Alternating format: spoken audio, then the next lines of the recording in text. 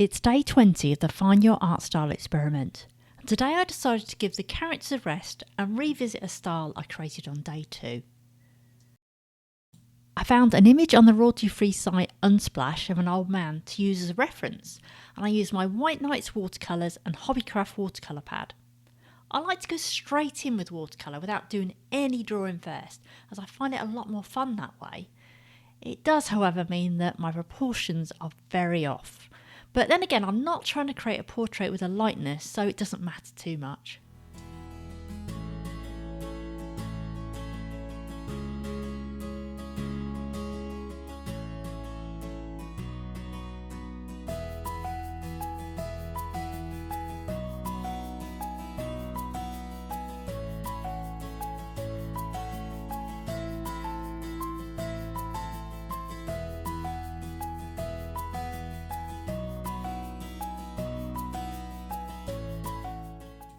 It's been a few months since I painted a face with watercolours, so I had to have a couple of goes at it, and I preferred the second face but decided I might as well experiment with them both.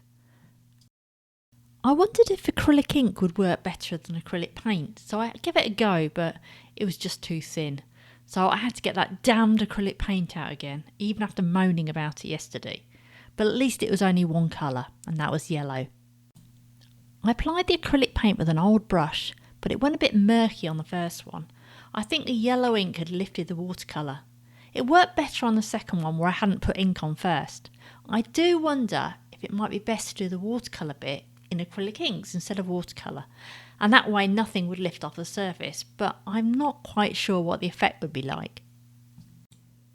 Anyway, after I'd hung them both on the radiator for a while, it was time for the fun bit, and that is drawing over the top of it with a fine liner pen and a marker.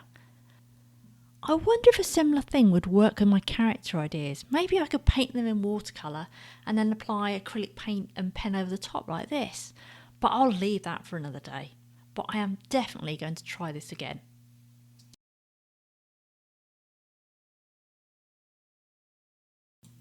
Tomorrow, I'm thinking of trying out Poscas, which I've had for years and barely used. Or maybe some gouache, as Sandra would say. Apart from a bit of white, I haven't used gouache for years either. What do you think? Don't forget to subscribe to our YouTube channel so you can get updates on what's happening with the Find Your Art Style experiment.